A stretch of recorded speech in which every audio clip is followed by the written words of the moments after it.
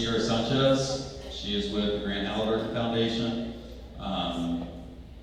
She's going to do a little bit of education on some PBIS, but also she's going to be walking through and talking about Thrive and the strategies that we're going to be looking at implementing into this district. I think it's going to answer a lot of questions. You guys have probably heard Thrive, you've heard some things about it, but what is that? She's going to answer all those questions in this presentation. So let's welcome Sierra Sanchez.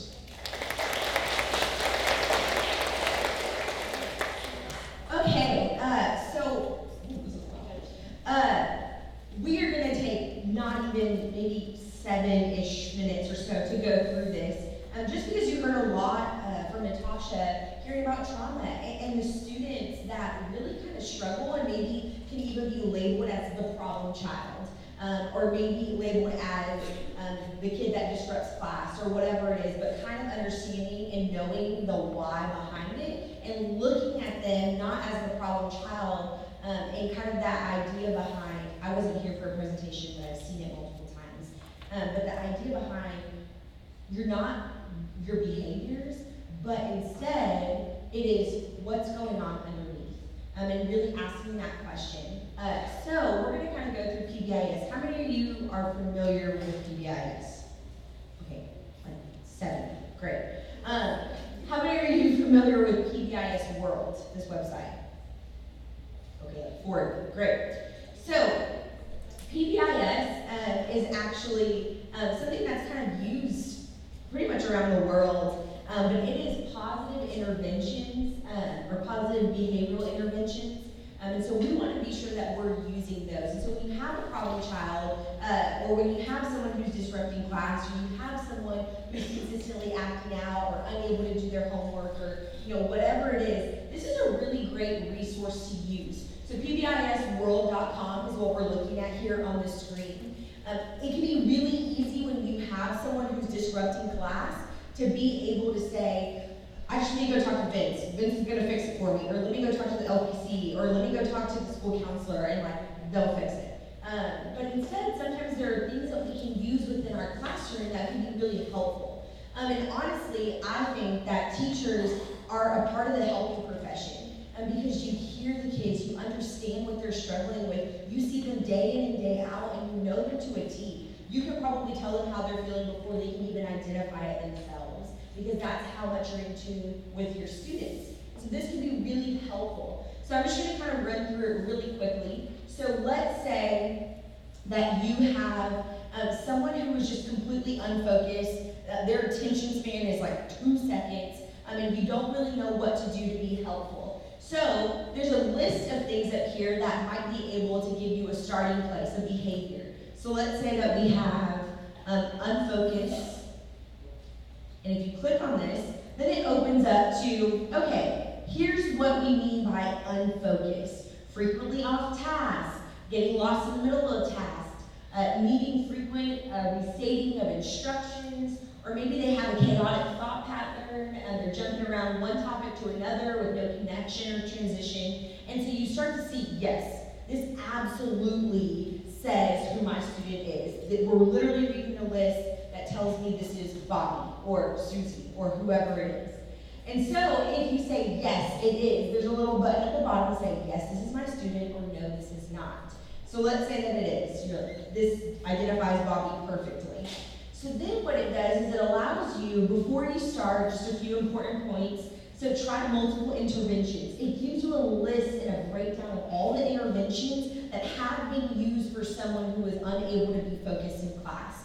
It gives you the interventions, and then you might say, okay, I've done 1, 2, 3, 4, 5, 6, but I haven't tried, let's say, maybe you try move to a new location, have students repeat directions back, proximity to students, and so it's like, okay, maybe using a sitting disc. So it's like, well, what does that mean? So why should I do it? What should I do? Or when should I do it? And how do I do it? And so it gives you just a breakdown. It gives you ideas for you to be able to work with that student in a better way.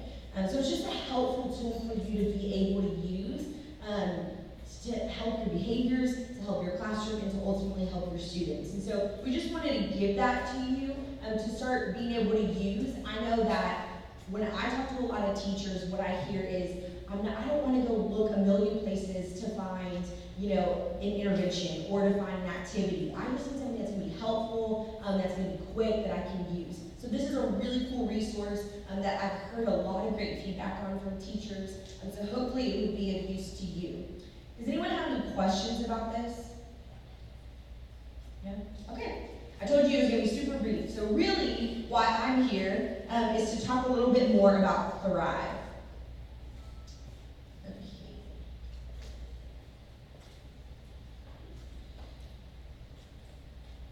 Alright, so this is really what I'm here. This is my expertise, not the PBIS, but I thought it was a great tool. How many of you are familiar with the Grant Halliburton Foundation?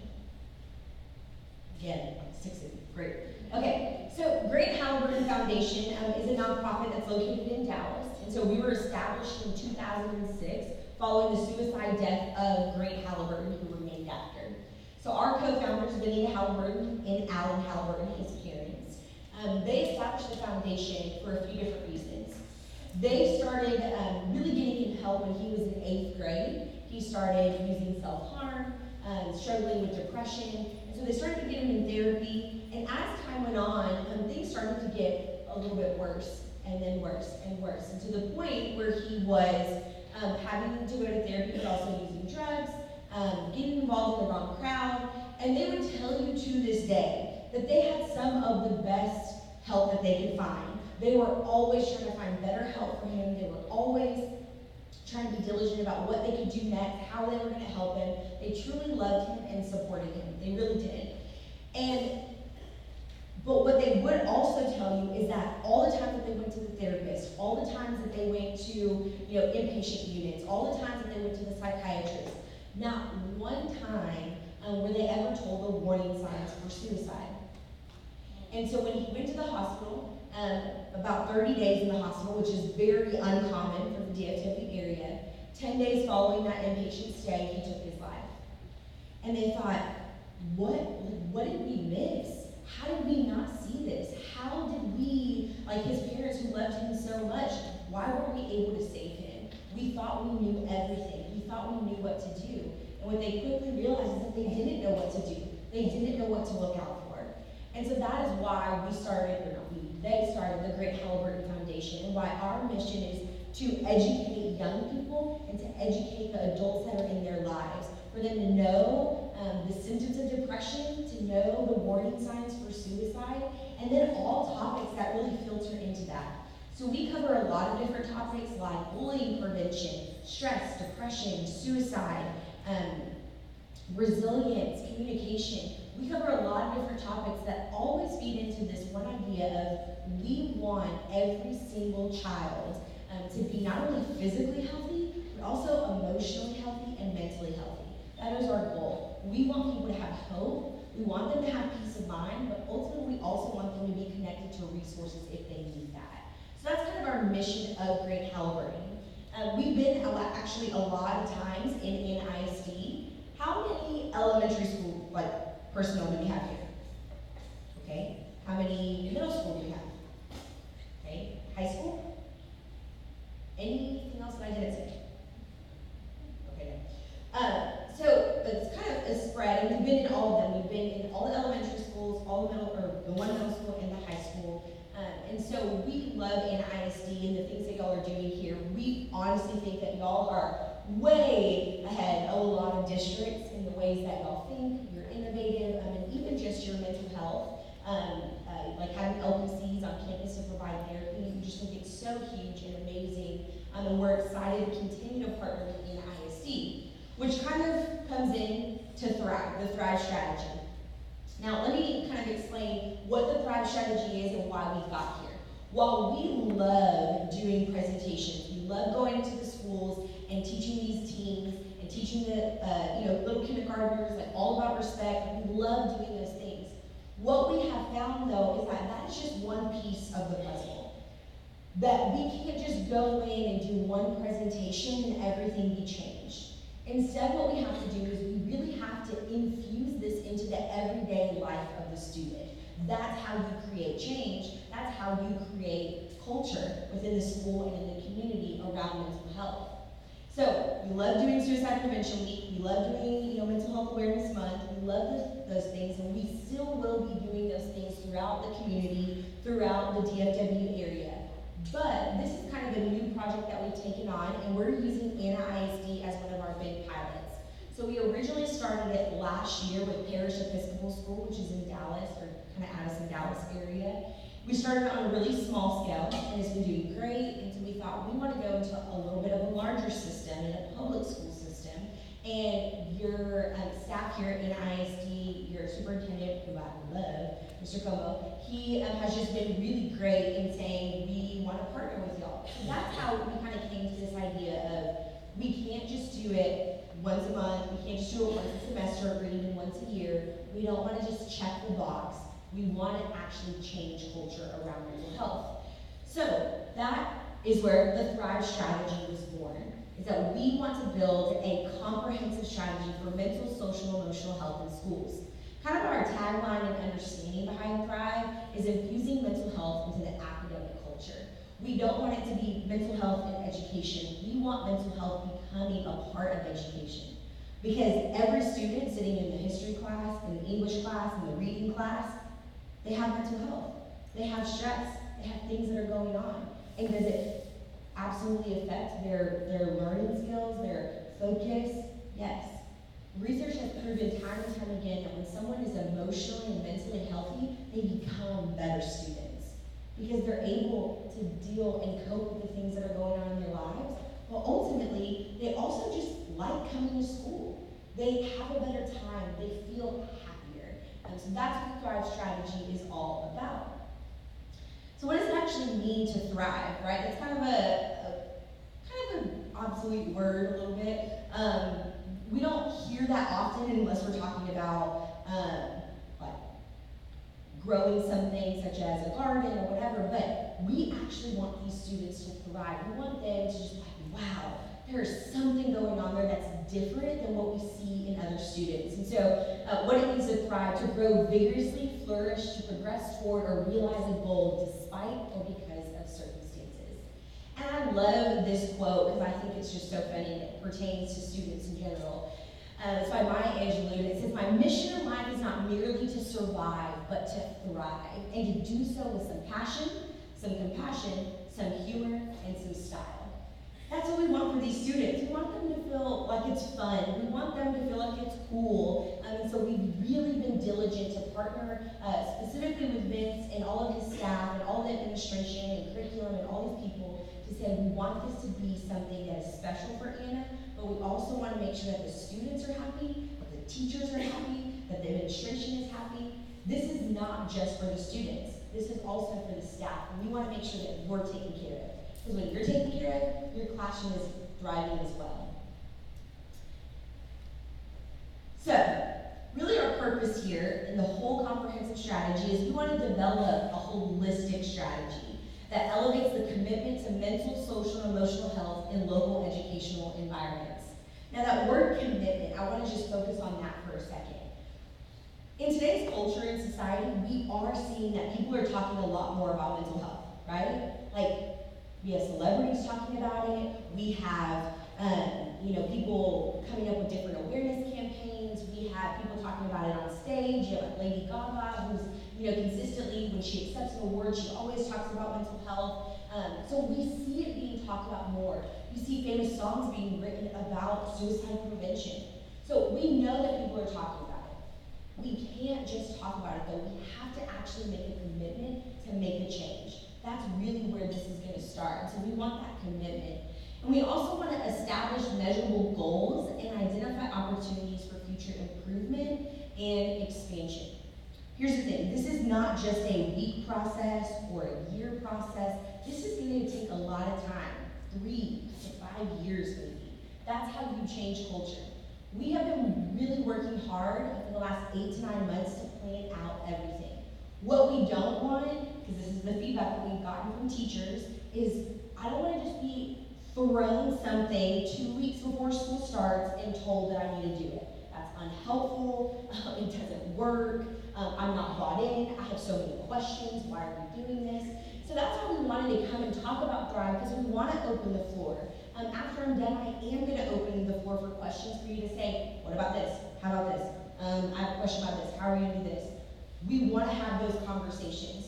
Vince also sent out a form, like a survey, kind of assessment that a lot of y'all filled out, and I was able to read through those and have a better understanding of what we can do to serve you. Because ultimately, if the teachers aren't happy, if the teachers aren't emotionally well, then it's not going to work. So we want to care for everyone. Now, I know I'm preaching to the choir here when I tell you what's going on in a child's life, but I just want to kind of briefly go through it so we have an understanding. Here are the realities that are facing youth. There's a constant stimulation all the time. They're always on their phones, and they have this hyper-connectedness, especially with social media. I have conversations a lot with students, and it really just kind of hurt my heart a little bit. A few months ago, I think it was a year ago, I was talking to a student, and she said, sometimes I sit at the lunch table and I'm sitting with my best friends, but yet I feel so alone. I feel like no one knows who I am. And I feel like that's a constant state that kids are really in. They don't feel known, they don't feel heard, but yet they have 2,000 friends that half of them they don't even know, maybe more than half they don't know. And so that's where they're at. And we see this competitive culture just really growing and this narrow definition of success. I was doing a career day a few years ago for like 4th and 5th graders, like telling them about what I do. And they're like, okay, but like, how did you choose the college? And they were like asking these questions, and they were anxious questions from 4th and 5th graders. And I'm like, man, they are so focused in 4th and 5th grade. What college am I going to go to? How am I going to get there? What do I need to do now? And we see that happening more and more. These kids are full of anxiety about the decisions that they're going to make and the future that's in front of them. And also, they don't really have a lot of personal connections. We're seeing a lot of times that they're unable to have a normal conversation with someone. It feels weird to them because they're so involved in Snapchat. Conflict resolution is harder because you're like, I don't know how to tell you my feelings. I don't have to put an emoji to it maybe, but like that's it. And so it's hard. I was talking to Vince a few weeks ago, and we're just talking about the amount of times that we're seeing that people are unable to make healthy attachments. We're seeing attachment disorders grow even more. And they're coming from 2-parent households. They're coming from seemingly well, healthy families, but yet they don't attach to healthy adults. Why is that? Because they don't connect with other people. And so we see these issues, and they're bombarded with crises. They have crises all the time. Now for you might think crisis is major, like 9/11, house is on fire, got in a car wreck. For them, their crisis is like, I have a bad hair day, and they can't cope, and they don't want to go to school, and it's really hard for them. Or maybe their boyfriend or girlfriend broke up with them, and while for you, you're like, yeah, that would be kind of stressful, but for them, it's almost a traumatic event. I was talking, like a month ago, I was talking to a high school girl, and she said, I had to start going to therapy. And I was like, okay, well, tell me a little bit more about that. She was like, well, me and my boyfriend broke up, and I couldn't handle it, and so I had to go to therapy. She's like, is that weird? Like, am I weird? She's like, I feel like I should handle that, and it's stupid, but I was really having a hard time. Because she just didn't know what that looked like. That was a crisis for her. That's what we see in teens today. And like I said, I'm preaching to the choir. You know it. You see it. But what we want and what we aspire to is we want our youth to be mindful, engaged, and self-aware. We want them to be able to regulate their emotions. We want them to be confident. But in order to be confident, they have to be confident in the things that they're doing. We know that a part of resiliency is that when someone is confident in the things that they're doing, it builds their confidence. So we need them to be able to do that. And we also want them to show empathy. We want them to be able to walk alongside someone who might be struggling or suffering. We want them to be service-driven, to make a contribution to society. But ultimately what we want is we want their quality of life to be improved. And hopefully as they become healthier, we want them to model that behavior for the younger people that are in their lives. whether it's to the elementary school, to their younger brother and sister, maybe being kind of, a mentor to someone else. We want them to be healthier. So this is the picture that we're hoping to get after we start to implement Thrive. But why is Thrive needed? Again, preaching the choir, stress. High stress levels are the #1 trigger for depression. And youth depression has really skyrocketed since 2011. I don't know how many of you know this, but diagnosis of depression among adolescents has increased 63% since 2013. These kids are unable to cope. They don't know how to regulate their emotions, and they don't a lot of times know how to communicate even what they're feeling. We hope that we can intervene, that we can prevent these things from happening, but it starts by having that conversation and giving them the tools and the skills to be able to do that. So I'm going to kind of briefly run through what Thrive is and actually the tangible things that Thrive is going to potentially do. So we're going to go over key pillars of Thrive, kind of the program partners and what we're doing with Anna ISD, and then the implementation, what that kind of looks like, and then just allow you to see and kind of talk about what the timeline might look like. So we have 5 different pillars when it comes to Thrive. We have awareness, student education, adult training, peer-to-peer, and research. And I'll break down each one of them and what that kind of encompasses. Before I do that, I want to be very, very clear. Don't freak out, okay? I know it sounds like a lot. I promise you it's not as much as you think. We're going to do a lot of phases. This is not going to all be like August 1, let's go. We're doing it all. It's not how this is going to be. Vince and I have been very strategic about planning everything out. Things coming out a little bit in August, a little bit in September, a little bit in October, and so on and so forth. That's why we're doing these trainings over the summer as well, to give you more insight, to give you more buy-in, and allow you to kind of ask questions to really get your buy-in. If we don't have your buy-in, it's not worth it. Because it takes 2 people to not be on board to really just allow this to kind of spiral out of control. We want you to be a part of it. The teachers are the most important people in the room because you're the ones that are boots on the ground. Like, admin's important, they make the decisions, but you are the most important because you actually make decisions every single day in the classroom. So we really want your buy-in. So the awareness piece is probably the most important when we are talking about changing the conversation and the culture. That's where it's going to start. So the awareness piece of it, we're actually partnering with OK to Say, which is a campaign that was born out of Meadows Mental Health Policy Institute. Anyone familiar with OK to Say? No, okay. So it was a campaign that came out a few years ago. They had people like Mark Cuban and Emmett Smith that came out and said basically it's okay to say you're not okay. That's the whole idea behind this campaign. So they're partnering with us to really provide materials and to provide us with this campaign to change the conversation in this community. So it is a campaign to really erase stigma and create more conversations.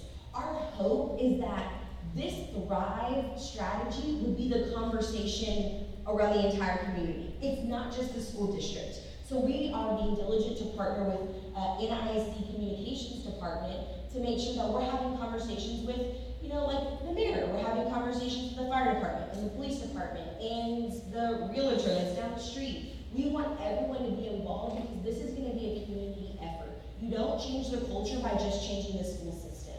You change the community by continuing to bring people into this conversation. At the end of all of this, our hope is that if you get a new mayor or a new superintendent or a new, whatever, fill in the blank, that they would come in and say, man, if I'm not a part of this, I'm the odd man out. Because everyone is bought into this. Like, that would be our hope. We are going to be doing a community kickoff early in the year in September. And it's really going to kind of be bringing those community partners in and filling them in and telling them what's going to be happening. We're going to make this a community effort, giving them periodic updates, because we don't want it to be like, yay, Thrive, and everyone's really excited, and then they don't hear anything until May. We want this to be continuous conversations that's being had. What we also want is to keep it in front of their face. And what I mean by that is, let's say that I am a 7th grader walking these halls, and I see a poster that says Thrive, okay to say, and I'm like, okay, yeah, it's okay to say that I'm not okay. And then I go to the grocery store, and I'm like, oh, there's that Thrive thing again. It's like, oh, my mom driving the DMV. Oh, there's that Thrive thing again. And so it just continues the conversation, hopefully not only at home, but also in school. So that's the awareness piece of it.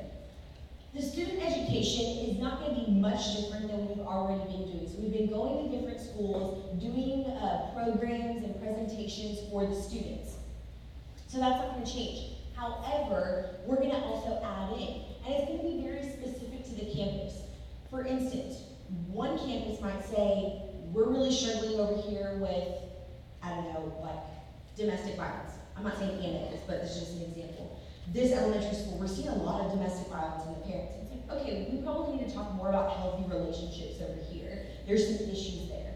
And then maybe over here, it's like, we're having a lot of trauma pop up, so we need to talk about that. And then maybe at the middle school, like, we're seeing a lot of self-harm, and so we really need to focus in on that. And we're gonna really build a district plan and then individual plans for each campus. So we're gonna work with the campus, because every campus is different. Even though it's in the same city, they're just different. They have different populations, different problems, different teachers, different students, and so we want to make something that's going to work for them. And so again, focusing on those campus-specific issues. But then adult training. So this is going to be very similar to the student one, but we want to make sure that we're also training the adults in their lives to be able to recognize things, to be able to give them resources so that they're able to help the students that are in their lives. So for instance, doing the trauma-informed care, what Vince is going to be doing this afternoon with his random act of violence stuff. And then also doing presentations throughout the school year. Maybe during your PDs, your professional development days, your PLCs, coming in and having those conversations are going to be really helpful in giving you information and tools to be able to apply in your classroom. However, we're also going to give you some kind of like follow-up activities. Now, again, I have been doing a lot of research and getting feedback from teachers, and your feedback forms are super helpful as well. And so when I'm looking at it, what I see is we don't have time. We have 1,000 things that we're doing, and only 50 of them are actually in my job description. And so you're like, so we have a lot going on. I don't have time to go research. I don't have time to like create something new. I want to be helpful. I want to love my kids. I just don't have the time. And so we want to be able to remove that barrier for you. And we want to give you things in your hands that you can read in 15, 20 minutes and have an understanding of how to navigate that conversation. So we have about 20 kind of follow-up activities that they're just around random conversations. Some examples are like hope. Let me ask you this. Can anyone define what hope is? Anyone want to take a guess? Yeah. Believe in something even though you can't see it. Yeah, believing in something even though you can't see it. Optimism that tomorrow will be better. Okay, we've got a tired crowd here. I feel like I'm talking to your students, I don't want to talk to me. So, I'm going to assume you just are baffled by the question, like, what is hope? And it's just a very philosophical question. But when I ask a student that, they don't know. They're like, I don't know. I don't know how to have hope. What does that mean? And so one of the conversations is around hope, like what it is. How do you define it for yourself? Because it's going to look different for everyone. For one person, it might be their faith. For one person, it might be their family. For one person, it might be, I don't know, whatever it is. And so defining what hope is and how do you actually get there? Because one of the number one things that we hear from people who are suicidal is that I just feel hopeless. I feel like there's just no ending to my suffering. And they feel helpless. And so starting that conversation, like what is hope? How do you have it? How do you make sure that you're optimistic? How do you make sure that you know that things will be better? Another topic is maybe Maslow's hierarchy of needs. You're like, whoa, that's a big topic for some people. But actually it's not. It's really interesting to talk to even like 4th and 5th graders about Maslow's hierarchy of needs. And it's like, if you don't have these basic needs met, you're probably not going to function over here and be able to do your work well. So then it's asking the questions like, when you're hungry, do you feel like homework is easier or harder? And so we're gonna actually give you the tools to be able to navigate those conversations and maybe even do an activity. So you can do it in your classroom. Sometimes it can take 10 minutes, or if you wanna extend it, you can do all the stuff on the paper and it'd be for 40 minutes. We wanna give you everything so that you can implement these into your classroom, into a fun time. Some of them are really fun activities that the kids love, but it's still creating conversation around mental health. So we wanna give you all these tools and allow you to use them as you see fit in your classroom and how the district, wants them to be used as well. So, again, a lot of information that we're gonna give you. Remember, pause here, don't freak out. Remember, we're gonna roll stuff out slowly. We're not gonna throw it all on you. So let's just be very clear about that. So don't feel freaked out by all the information that I'm handing out to you right now. And then next is peer-to-peer. So this one I love. I was actually on a phone call right before this with our partner, which is Hope Squad. And so Hope Squad has, is anyone familiar with Hope Squad? Yes. Oh, one person, yes. 2 people, yes. Okay, great. So Hope Squad is actually a really incredible peer-to-peer program, and it is based out of Utah. So just to kind of some background information, the Provo district in Utah was at an all-time high for suicide rates for their districts. And they're like, we keep getting all these phone calls, and we're having all of these suicides, we don't know what to do, we don't know how to stop it. And so Grant Halliburton, who is the executive director of Hope Squad and the founder, he was working for the district at the time. And he said, we have to create something that's going to change what's happening here. So he developed Hope Squad, which is a peer-to-peer program, and he implemented it about 15 years ago to the Provo district. For the next 9 years after implementing Hope Squad, they had 0 suicides. And so that's a huge statistic, and that's what grabs my attention, because at first I was like, I'm a little skeptical. I don't know if this is gonna work. So let me tell you exactly what it is. Again, it is a peer-to-peer program, but what's unique about it that it's different from your regular leadership kind of academies or your peer-to-peer programs that maybe you have seen or maybe you're implementing in your campuses, that they're actually, the Hope Squad members are nominated by their peers. So here's how the process works, is that we come in and we do an anonymous survey from all the students, usually electronically, and we say, if you were struggling and you needed to talk to someone, who are the 3 people that you would feel comfortable talking to? And that you feel like they would keep this stuff confidential and actually help you. And so they write down those 3 people. And what you find is that actually those 30-ish people or so kind of rise to the top. And they're the same names over and over and over again. Because these kids are already having the conversations. As I'm talking right now, you could probably think of 5 students and you're like, yeah, they're always like, Miss, so-and-so came to me, and I don't know what to do, can you help me with this? They're already having the conversations. They're already the ones that are up at 2 a.m. talking to their friend on the phone because their friend is full of anxiety or depressed or doesn't know what to do. We want those people to be in the Hope Squad. Because then in Hope Squad, they will have a training.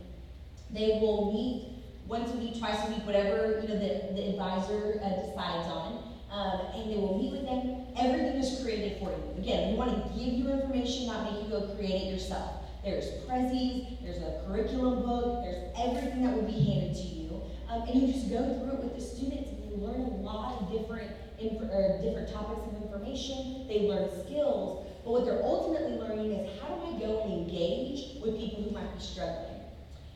They're the people that are going to go and initiate. If they see someone sitting in a corner, if they see someone crying, if they see, that someone seems down or different than usual, they're going to be challenged and encouraged to go and engage with those people to create conversation. And so it's a really incredible program. We went to go visit in Utah, and we got to go to an elementary school, and a middle school, and a high school. It was pretty cool to listen to the little 3rd graders, and they're like, yeah, I'm just learning about how to handle conflict and what boundaries are. And I was like, who are you? Why are you little 4th grader talking about boundaries? But it's just cool to hear them talk about it. And then my favorite part was, we were at the middle school, and one of the girls had been in Hope Squad for 3 years, and so she's in middle school now, and she said, Hope Squad in elementary school was really great. It was fun. You learned a lot. And she's like, and it really does though. I didn't realize that like, all the stuff that I was learning until I got to middle school, because then that's when you really use it. You know, you learned all that stuff for the real world, which is middle school. And I was like, yeah, real world, cool. But she said, now I get to have conversations. She said, I actually had a friend who was suicidal, and something was off, and I recognized that there was something off, so I went and had a conversation. I came back to my advisor and said, this is what happened. We need to get her help. We got her help, and she's doing great, and she wasn't mad at me, which is even more awesome. And so it was just cool to hear from a middle schooler to say, I've been trained for 3 years, and I feel empowered and comfortable to have that conversation as a 7th grader. Not scared, not fearful, because I know what to do. I've been prepared for this. And so we are excited to partner with them, and so all the schools are going to be getting a host squad. So again, we're excited about it because we truly think that it is a huge, huge piece of the puzzle, and again, changing the culture and infusing mental health into the everyday life. So here's the thing.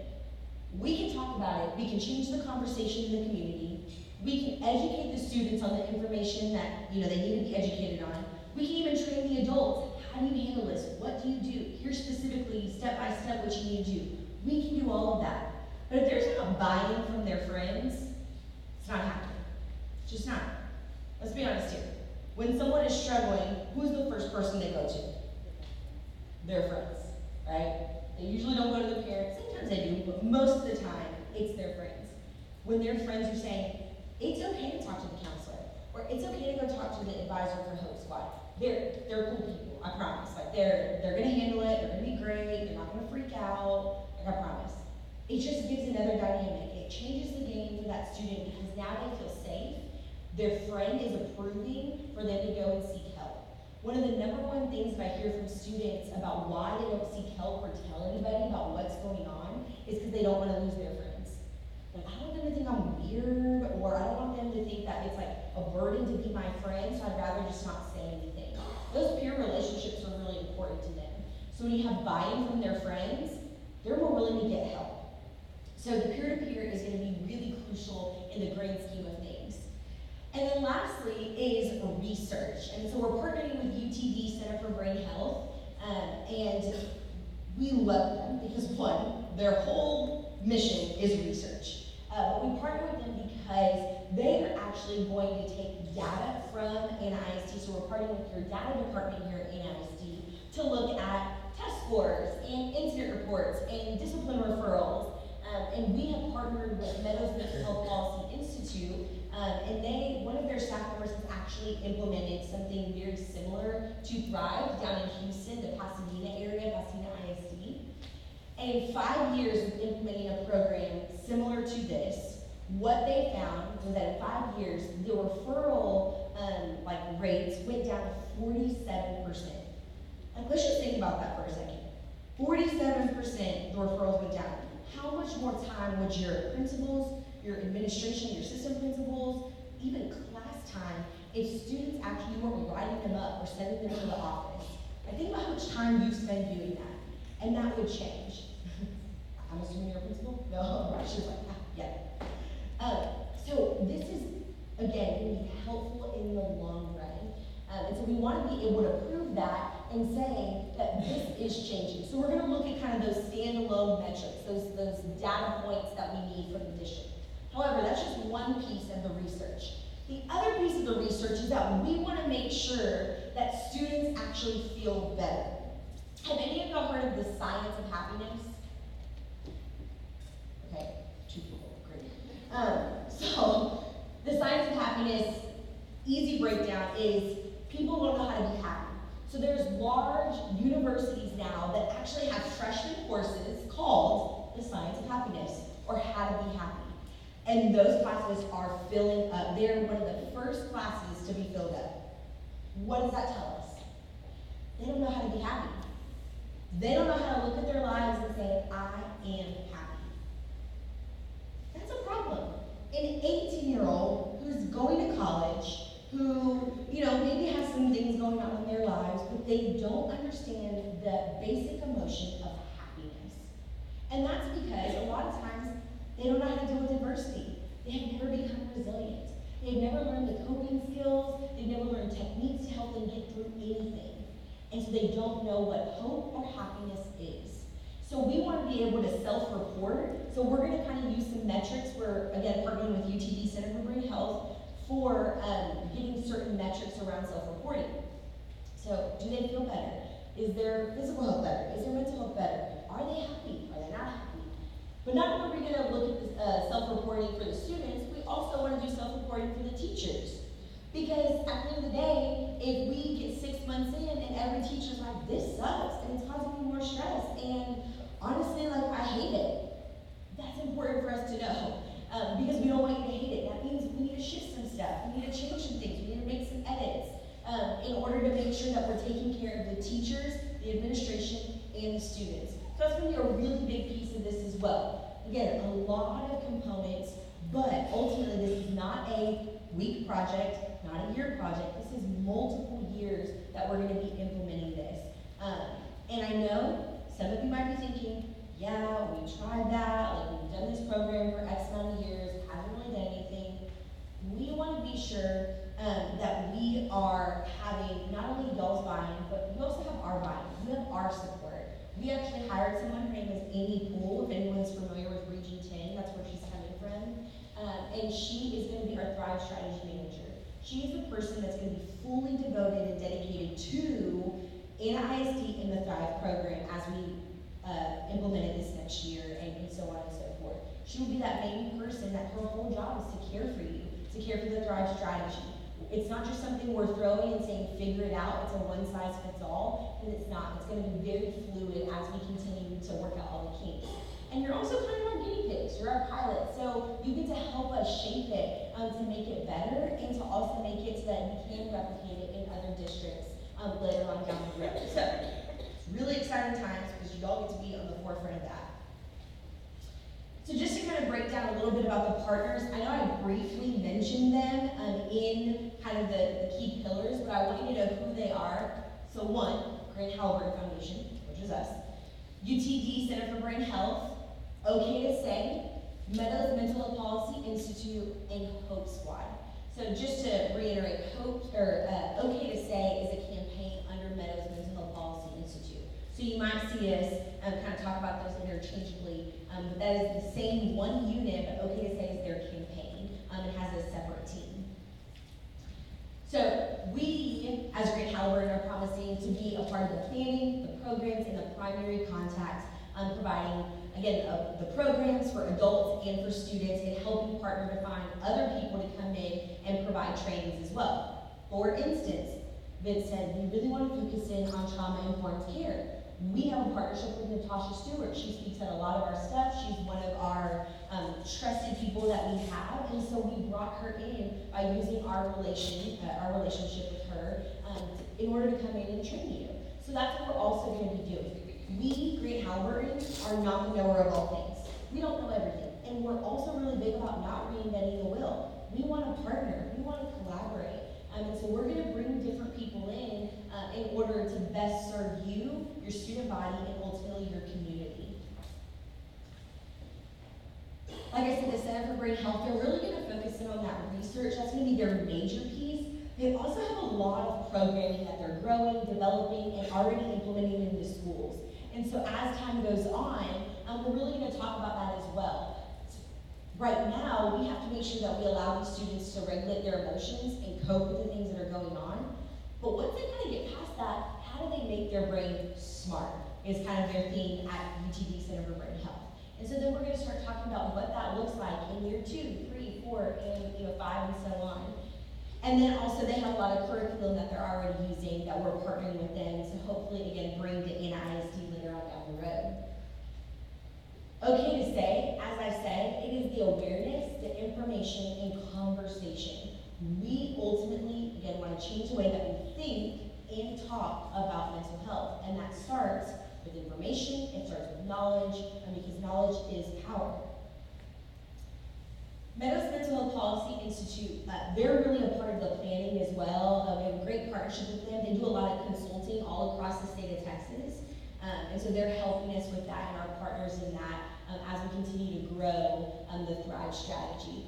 And then also they're kind of experts in policy as, SB 13 is coming in and all the changes there and the requirements for trauma, and they're gonna also be helping with that, to make sure that we're hitting all the requirements, that we're also looking into CASEL's SEL, making sure we're covering all of those things, because one of the things that we are diligent about is we wanna make sure everything is evidence-based.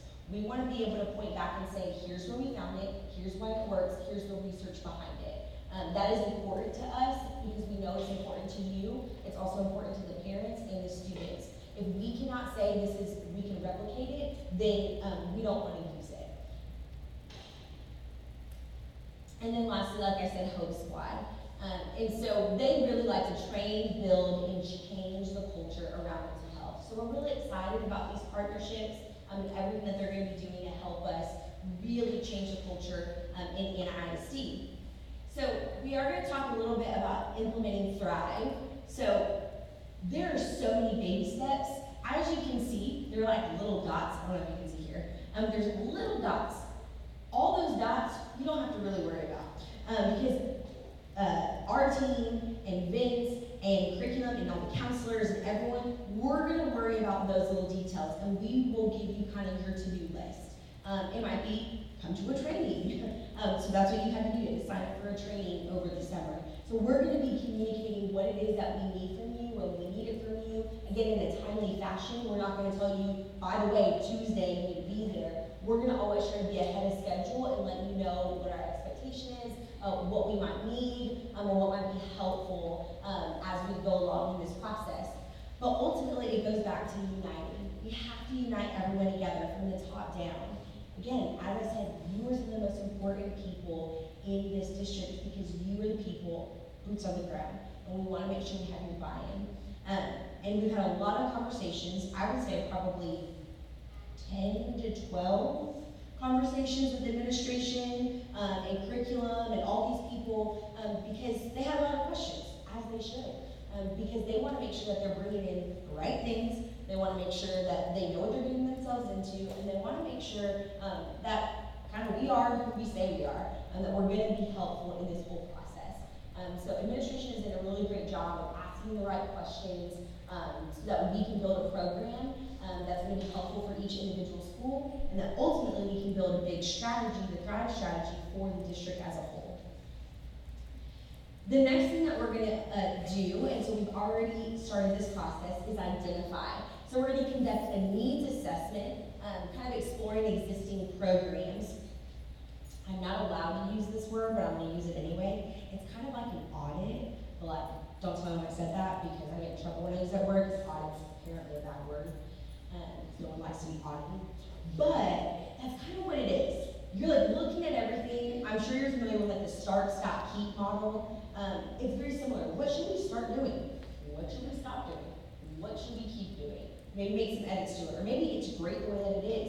There's some of you in the room that you're like, look, my classes are great, I want to teach a year last year, like I'm fine. Which is great. We want to learn from you, we want to get that stuff, and we want to make sure that we implement it into every classroom. And so that's why it's a collaborative approach. And then, now that we have kind of gathered all that information, done all of that, we are now in the planning phase for Anna ISD. We are planning everything out to make sure that we have everything in place by the start of school. So we've been meeting, we've been having a lot of planning meetings in order to look through what exactly would be helpful for each individual campus. Execute, launching the Thrive program. So that's what we're going to be doing this fall. And again, you're going to hear a lot about it. If something's not clear, or if you are confused on something, please let us know. We want to have that feedback because, again, you're kind of the guinea pigs here. You're the people that are going to help us make it great. So, again, if you have that feedback or there's confusion, that's okay. Let us know. Now, but also, that's kind of with the caveat of we may not be able to do everything that everyone has for all the opinions and all the changes, but we want to hear it. So that maybe if we have 7 people that are saying the same thing, we can really take that into consideration and say, okay, how do we do that here to best serve everybody? And then review. So we want to be sure to review often, analyze the data, analyze all the stuff that's going on, because if we don't analyze and we don't see what's happening, then we're never going to be able to improve, which is 6. So we want to be sure to allow the data to drive program enhancement and expansion. I am a firm believer, I'm okay with saying I was wrong. I'm okay with my idea not being the one that we go with, because there are some people that are probably have a better idea. There are probably other people that are smarter than me, and I'm okay with that. We, again, want to use the data that we have in order to make this strategy better. Because at the end of the day, the people that we want to really serve is the students, the teachers, and the staff. It's not about us, it's not about serving Grant Halliburton Foundation, it's about doing what's best for Anna ISD and the community.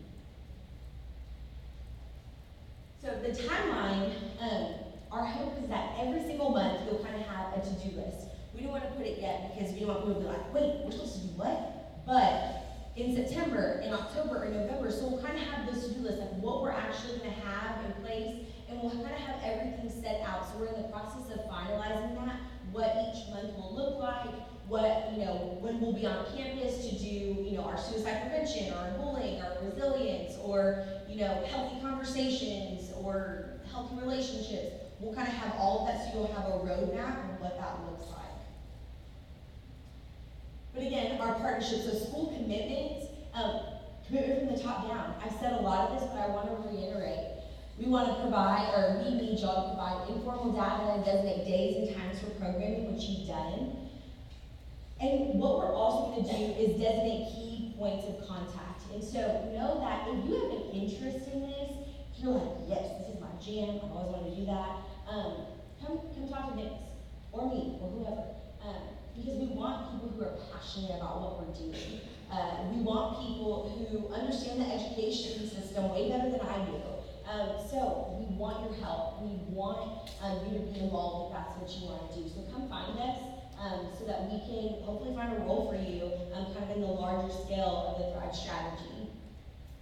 And then from us, our commitment to you is that we will promote a collaborative approach. That's our most important thing. Again, I've said it time and time again.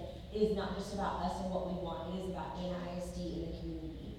Provide evidence-based curriculum and training. We are going to protect the data privacy. And again, UTV Center for Brain Health has really been helpful in that, and they are going to continue to provide their expertise there. And serving as a single point of contact and offering that ongoing support. So I look at it as kind of like an hourglass. So like our Thrive strategy manager and myself, and also this is Stephanie Avery. She's on my team, so she's here learning, taking notes, and has been a really big help in developing the Thrive strategy as well. So kind of us in the middle, and Amy specifically being that single point of contact, and it being like an hourglass. Our partners, an hourglass, like our partners, and then an hourglass at the bottom to kind of filter down to the schools. Because what we also have heard from feedback from teachers is that when I have 7 people I need to contact, it's a waste of my time. Like I have way too much going on. I can't send 7 emails, have 7 phone calls. I need one person that can give me an answer, and that's what I need. That's what we want to provide. We want to bring clarity. We never want to bring confusion. Good leadership is removing confusion. Good leadership is providing clarity. And so that's what we want to do. So that's kind of what Thrive is. And so the beginning is the most important part of the work, and the Thrive strategy always offers opportunities to expand and to flourish. And so I'm just going to pause right here, and I'd love to just kind of open the floor to questions. I'm going to call Vince up because some questions I can answer, some questions he can answer, and sometimes both of us can answer. So does anyone have any questions, comments, or concerns, or any of those things?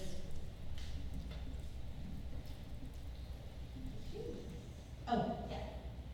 You talked about making the community involved and give an idea of the mayor or whatever. Are there plans to specifically have parent meetings as well as a group to the middle school, the high school level, and slowly start trickling in parents to get them on board with this presentation so that the middle level kids is just as important as academics? Yes, so the adult training is for staff and parents. So we'll be having specific parent meetings and staff meetings, but also, eventually, depending on what school it is and how they want to implement it, we also, which I was going to talk about, the students, parents, and teachers and staff, I just didn't want to overload. I want to ask questions about Thrive, but since you asked that, I'll just go straight to the parent one. So we want to provide opportunities for parents, but sometimes it's not just as simple as the training that's being offered. We will offer those. But some things that could be implemented. Here's the thing. The Thrive strategy and the 5 pillars, I would say those are like the meat and potatoes of the meal here. And then over here are kind of like the side items, like the macaroni and cheese and green beans, which we all love, it's great. But they're not necessarily essential. But we are going to continue to implement those as the years go on. And so it might be a book club. So it might be we're reading a book over, a mental health thing. And so parents can come and join that if they want and read along. Because some people like to read. Other parents are like, I hate reading. I'm not going to be a part of that. But they might jump into something else. So there's a lot of things that we can continue to grow on and bring the parents in. One of my favorite ones that I think is really helpful that we are going to probably want to push is the top one, the Mental Health Parent Coalition. We make it sound fancy so people want to be a part of it. But really, we need a fan club for the Thrive strategy. We need the parents involved. So that when they say, Deborah, Linda, Joe, Bob, you gotta come to this thing that Thrive's putting on. We're doing this parent presentation. It's gonna be so helpful. It's about resilience. Like, would y'all come? People are more likely to come when their friends invite them. And so having that kind of push from the parents is going to be really helpful. So they will have trainings, they will have things, but hopefully it'll be more than just training. I was going to speak to that too, because the biggest challenge with parents, especially in this district, so many parents do not work in Anna, they work in the Metroplex. So a lot of times we have difficulty getting parents to be able to logistically make anything that parents could attend. I mean, you guys, anyone who sponsored any event knows that, if you have it too early, it's very difficult to have it. So we're thinking of different ways to get word out to parents. We're actually even looking at potentially doing things on like Facebook Live presentations to where they can just go home and watch it when they can if they're interested. Looking at different ways to get people here. The other issue is you all are probably thinking of parents that might could really benefit from this, and the sad part of that is a lot of the ones that could benefit from it very likely would be the ones not to attend the Thrive presentation for parents. So we kind of been putting our heads together on thinking some different ways to potentially entice people to come to these trainings. So we've got our thoughts, but any ideas you have on that, we would love to do, but we want this to be a part of some of the things we're doing with parents. Specifically, there's already one campus in particular that's talked to me specifically about an issue that they're having with early elementary children, and there's so many things that have to be done with parents that we're going to be trying to target a way to get them involved, but also to make it less of a burden on them. Just like I want this to be less of a burden on you as teachers, so. Like, for instance, we're not saying we're implementing this is just an idea that we had, was that, let's say, what we're often seeing in like elementary, but even more specifically middle and high school, is that someone who is having issues or has a mental health condition or, having behavior issues, that they often miss school. Their absence rate is a lot higher than someone else. And so it might be that if this parent, watches the parent video that we do and takes a quiz or something, then they get, an absence removed or something like that to give incentive to be able to do that. Or we talked about, I've been with schools that they do like a passport kind of thing, and if you go to 3 events, in the fall, or 2 events in the fall or something, and you get a stamp and a signature from whoever's there, then you get, extra credit on something, or, things like that. So we're trying to give incentive for one kid to say, Mom, you have to go to this, like, I need this. So allowing them to get there, because otherwise sometimes parents don't have the capability or whatever. So there's a lot of things that we're thinking through to try to get more parent involvement. Any other questions? Concerns? Reactions? Just kidding. So this will also be a program for this, not program, strategy for students to be able to use too. So you'll do things with students, parents, and teachers. Correct. Yes. So it will be targeting these three populations. And the reason why I put teachers and staff, because we also are, like, just for me, I know Natasha talks about the librarian. For me, one of the lunch ladies, like, it was like she could read me like a book. I would walk in, she's like, what's wrong with you? Why are you being weird? I'm like, I'm fine. She's like, what's wrong? Well, this happened, you know, and so she just knew me. She saw me every day, and I'm a very outgoing, and I'm sure you did not tell that, but I'm a very outgoing, loud person, and when I wasn't, she would recognize it. And so we want to train everybody, teachers and all staff, from, again, top down to bottom to side, and all the different things, bus drivers, like we talked about that. So everyone involved will be trained and hopefully get the skills that they might need. Anybody else? One more thing I just kind of wanted to end with before we break for lunch a little bit early, so you all can have a little bit extra time for lunch. And we're so early that we might get a little extra time for lunch and still get out of here early. So another way of trying to make teachers happy. Okay, couple things I just want to say before we go is that I've been doing mental health in schools for 15 years. There's definitely been a change in the magnitude of this problem. I can tell you just from personal experience, very little people have actually been doing mental health therapy kind of like I've done. There's a lot of programs and a lot of things in place at schools. But as far as just being someone just assigned to just sit and do therapy with kids, there hasn't been a lot of it in schools. Now it's changing. The last couple summers I've spoke at the TASB conventions, and there's been probably over 7,500 schools that have reached out to us wanting to know about the program, how we're doing it, and LPCs are getting hired. Sometimes they show up to these trainings. And a lot of times I've heard over the last 15 years, don't kids need to just stop being snowflakes and just toughen up? And at first I kind of didn't know how to answer that question. And after time, I started realizing that the answer is simply, yes, that would be great. I wish they could do that. But the fact of the matter is, they don't do that like they used to. They don't know how to cope. They don't know how to be resilient. So we're in a situation as educators that we can sit here and keep hoping that they start acting like kids did 20 years ago and have a little bit more resilience, be able to cope a little bit better, and everything's just going to go back to the way it was 20 years ago. Or we can teach them. We can help them learn. Because the fact is, it's not going back in that direction anytime soon. Kids are different. They've changed.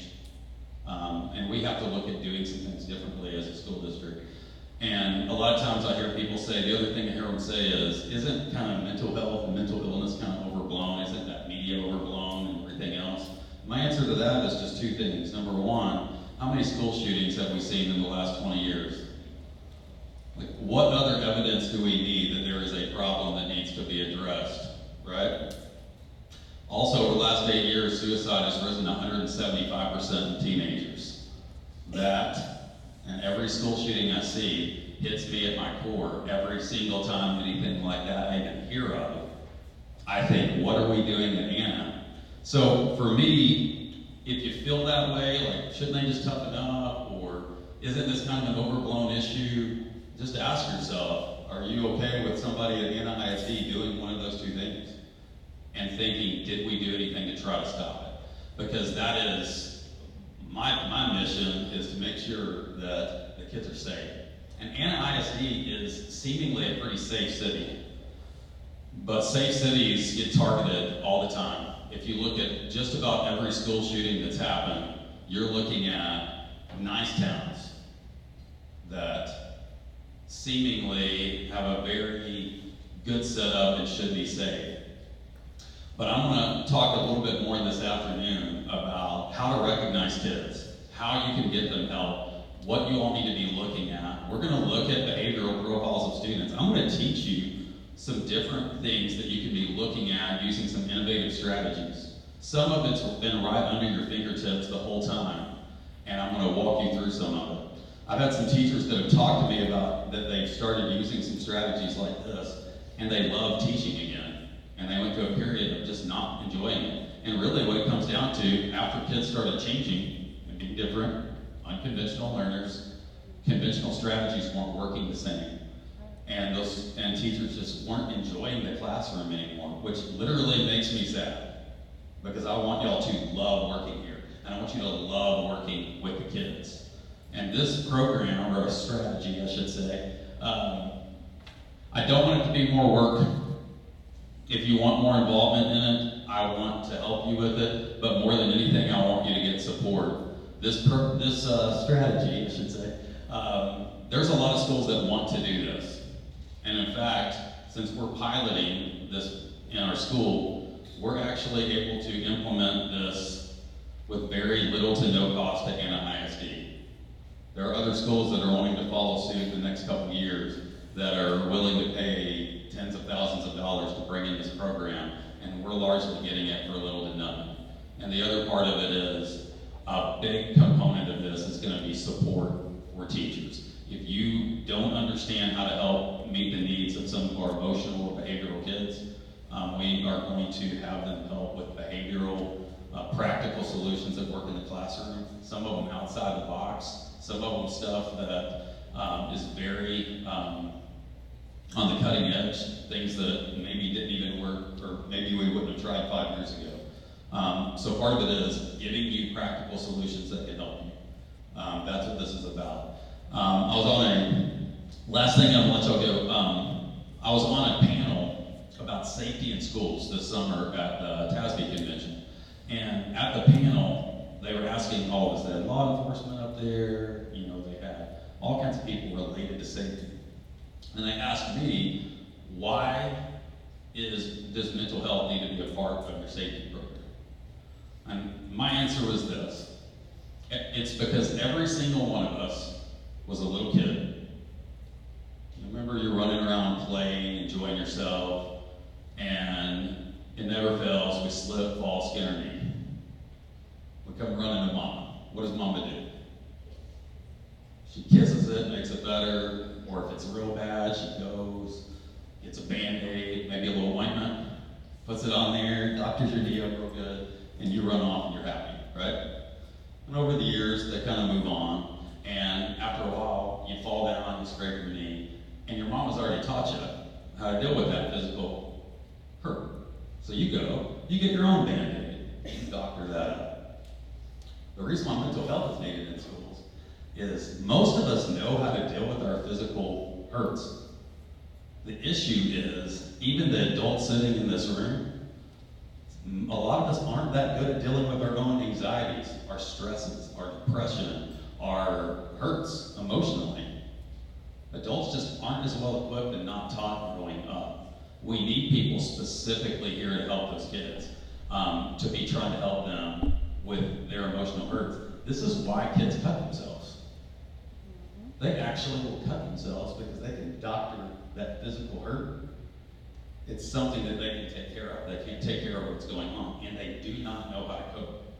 Years ago, when there were suicides in schools, and this is why the numbers were less, the kids that were doing this had major mental health disorders. It wasn't, it was generally people that had major mental health disorders. Now, the reason why it's grown 175% is, it is literally just they don't understand how to cope, how to be resilient, how to overcome adversity. So we have to help, we have to teach them, we have to educate them. That's a big stuff that they're going to be doing with the students. I used to ask all my clients at my private practice that I had in Sherman if they had a tattoo. It was part of my intake. It wasn't on the paperwork, but I would always ask them, and they would say, okay, yes, why do you ask? And I would say, tell me about what was going on in your life when you got that tattoo. Nearly 9 out of 10 times, something major had happened in their life. They got in a divorce, their grandmother had passed away, that pet passed away, and I was asking them, talking about it, and it was interesting. Do tattoos hurt? Do they cause a little bit of physical pain? Not a lot, right? But it hurts a little bit, right? And it actually, psychologically, you may not even realize this, but sometimes people even need that to help them cope, because they know how to deal with doctoring up a tattoo, right? That's another reason why kids cut. Not understanding how to cope and how to deal. So for me, I can't live where I'm not doing everything I can to try to prevent these things from happening in the school district.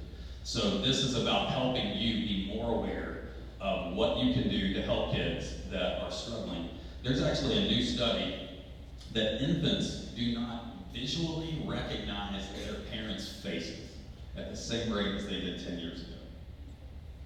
We're talking little babies, right? Infants. So a lot of times people say, well, the problem is parents are just giving their kids a tablet and that's how they're parenting. Well, not with infants, right? We're talking 2-month-old children, right? And really what it comes down to, it's honestly the other way around. Parents are a lot of times so in tune to their own phone that it's time to feed baby. Let's put them in the carrier. Gotta finally get to check my Instagram. Bottle them now, looking at phone. They're not even looking at their babies as often as they did 10 years ago. So when we're talking about developing secure attachments, there's a natural disconnect now to where kids are showing up, and you kindergarten and first grade teachers can attest to this. Kids are showing up first day of school in kindergarten, first grade, and they don't even understand that they should connect with the teacher because they've never securely attached to their own mom, dad. Does that make sense? Okay, so part of what I want you to do is help teachers learn to school bonding, how to use connectedness. And it's going to be different. It's going to be outside the box stuff, but you want kids. If you're talking about dropping discipline referrals by 47%, I saw some administrators in the room smile when they heard that. But part of it's going to be what you're learning in the classroom that is just going to make it where those things are going to happen much less.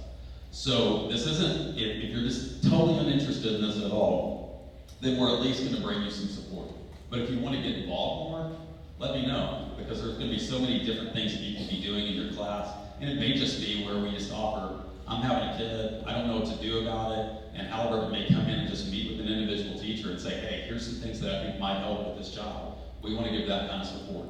So, all right, so here's what I want to do. We're leaving at 11:45. I'm going to give y'all, just be back at 10 till, okay?